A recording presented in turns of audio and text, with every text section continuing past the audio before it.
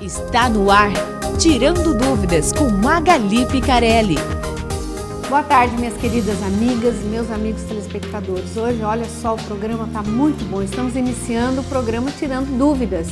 E vamos tirar muitas dúvidas. Nós estamos aqui hoje com o Dr. Moacir Basso. Hoje ele está à frente ali do Hospital do Câncer e tem feito um trabalho maravilhoso. Nós vamos falar sobre oncologia, sobre câncer, sobre alguns problemas e vamos abordar algumas coisas para tirar dúvidas sobre o hospital, que faz um grande trabalho aqui, não só para a nossa capital, como para o nosso estado.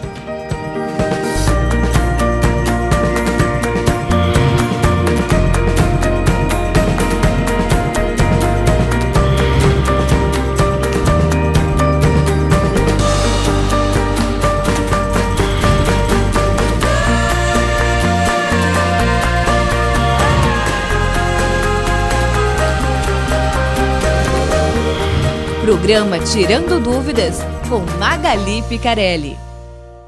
Nós já estamos aqui sentados com o Dr. Moacir Basso para que ele possa tirar todas as nossas dúvidas. O Dr. Moacir Basso, ele é cancerologista.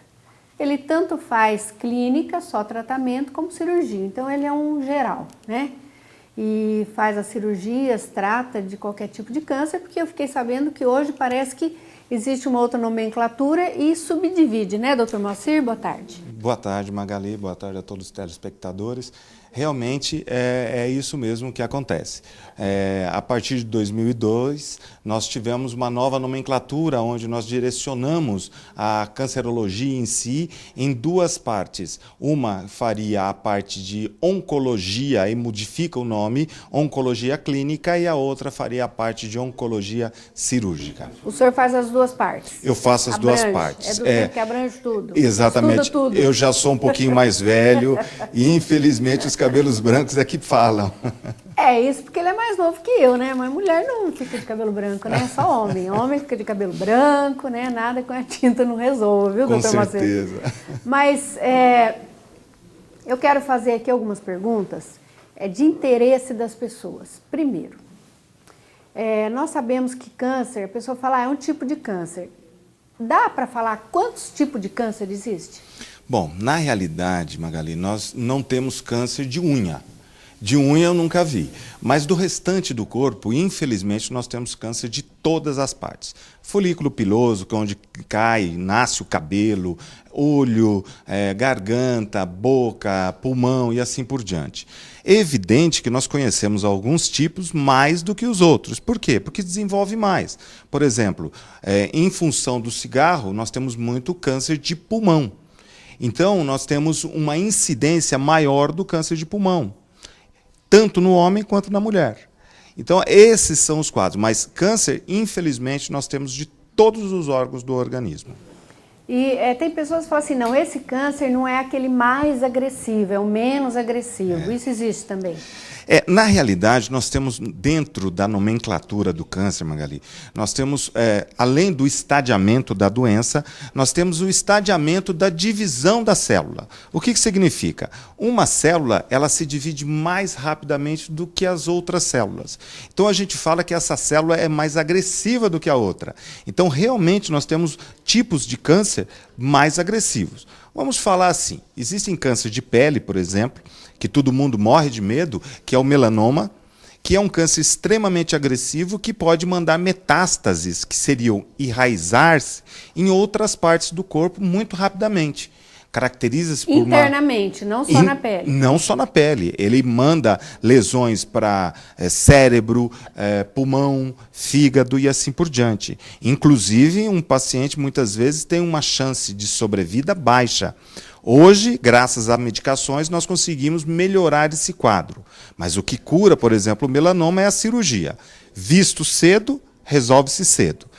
E na mesma pele nós temos um câncer chamado carcinoma basocelular.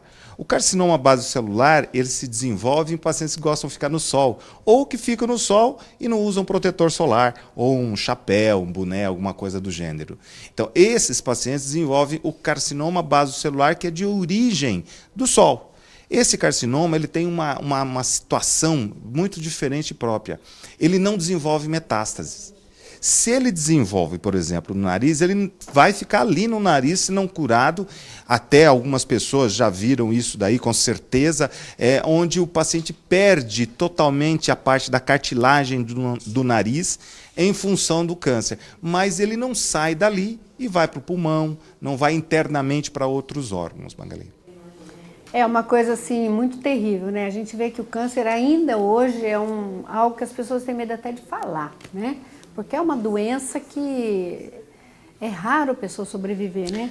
Choca. Tem muitos pacientes que chegam até mim e a família, olha, por favor, não toca no nome, porque se acontecer de ele ficar sabendo ou dela ficar sabendo... Não conta, né, para o paciente. Não conta. Mas, infelizmente, a gente vê também que os familiares estão enganados. O paciente sabe. O paciente, eu acho até mesmo... pela questão de enxergar tudo o que está acontecendo, ele tem noção. Mas o câncer está se desmistificando, desculpe. Por que disso? Porque está deixando de ser uma doença propriamente que leve ao óbito rapidamente para ser mais uma doença crônica. Hoje também nós contamos, graças a Deus, porque eu falo que Deus tem capacitado pessoas, cientistas para descobrir. Amém. Né, a alta tecnologia está avançando e está ajudando muito, né? Concordo com você. No tratamento contra o câncer. São medicações novas, diagnósticos novos. Porém, nós temos um problema hoje também. Nós estamos ficando, você falou da idade, nós estamos ficando mais velhos. Então, a gente tem pessoas que estão ficando acima dos 80 anos de idade. E, juntamente com isso daí, vem as doenças dos 80, 90. E isso, infelizmente, a gente caracteriza por um surgimento a mais do câncer. Então, o câncer é mais difícil com pacientes que têm os seus 40 anos de idade. Não que não exista, mas ele tem uma incidência maior aos 80, 70 anos e assim por diante. Então, infelizmente, com a idade vem os problemas. Já que falou da idade, vamos falar do homem um pouquinho, né? Como ele é um cancerologista, pode falar sobre isso, não há necessidade que seja um urologista. O homem hoje, ele se cuida, mas não se cuida como a mulher, não faz os preventivos, tudo. O índice de câncer de próstata tem crescido muito?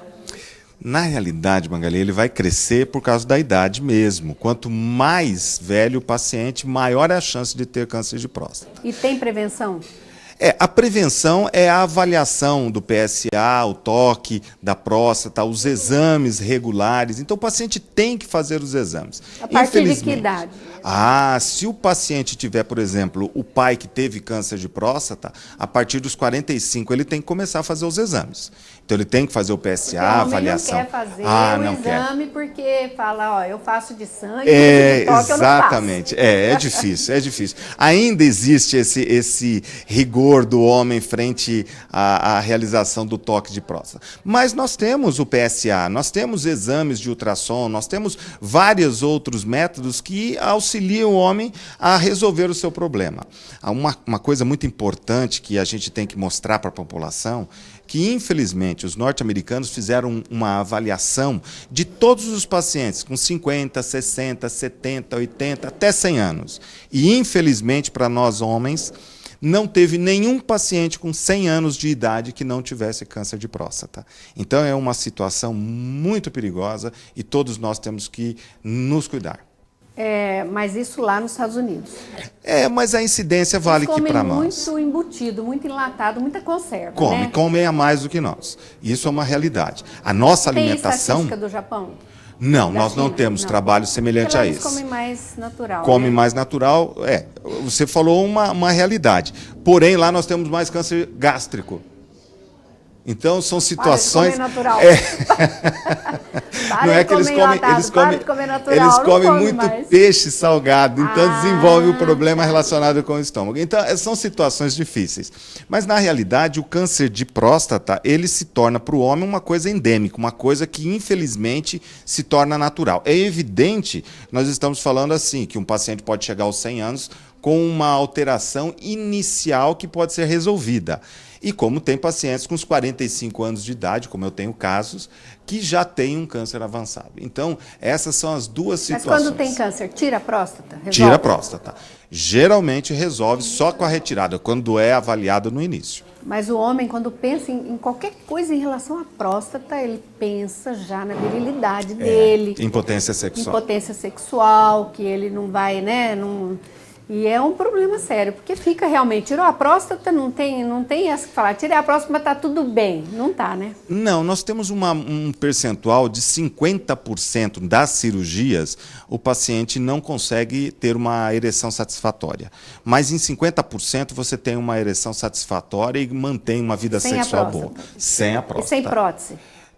Não, você não precisa colocar prótese, sem a prótese. Porque não tem há pessoas necessidade. que colocam, né? Tem pessoas que colocam, mas é desconfortável. As pessoas que eu conheço que colocaram a prótese não acharam uma coisa maravilhosa para resolver todos os seus problemas. Então, olha, os homens têm que prestar muita atenção, porque fala, a mulher gosta de ir médico. Não é que a gente gosta, a gente precisa ir, né? Precisa fazer esse preventivo de câncer de mama, de útero. E o homem precisa fazer de próstata, né? Não adianta querer fugir.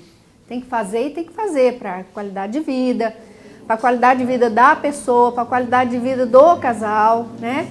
E para a pessoa, né, saber se precisa tratar tudo que é no comecinho, diz que é muito mais fácil de erradicar, não é? Com certeza. Na oncologia, na cancerologia, nós temos o estadiamento. O que é o estadiamento? É a classificação da doença quando o paciente chega. Se ela está no início, mais ou menos na metade, ou num quadro avançado. Então, o estadiamento é fundamental para que a gente possa, então, traçar o tratamento. Então, tem muitas vezes que a gente faz o estadiamento, olha, não está indicado a cirurgia. Mas por que isso? Porque nós fizemos trabalhos, e os trabalhos mostram que se eu fizer uma cirurgia no estadiamento avançado, eu só vou prejudicar o paciente. É aquela história, mexeu errado, não vamos mexer que está errado, se você mexeu errado. O doutor fez a cirurgia e a doença espalhou. Então, essas são as situações. É porque mexeu errado. Exatamente. Porque muitas vezes não fez o estadiamento correto. E aí o estadiamento é fundamental. A cancerologia é uma das poucas áreas que estatisticamente é colocado por evidência. E se você não tiver uma evidência, eu não posso fazer o tratamento. Então você tem que fazer o tratamento de acordo com o estadiamento e a evidência da doença. Tem que obedecer o médico. Tem alguma pergunta? Faz a pergunta. Boa tarde, doutor. Boa tarde. Doutor, eu gostaria de saber sobre o PET scan. O que seria o PET scan, se aqui em Campo Grande é feito esse exame. É a minha dúvida, assim, eu não conheço, né? Gostaria de saber. Sobre o PET scan, só que o senhor só vai responder daqui a pouquinho, tá? Sempre. Nós vamos ter os nossos comerciais, fica aí porque tá ficando muito interessante.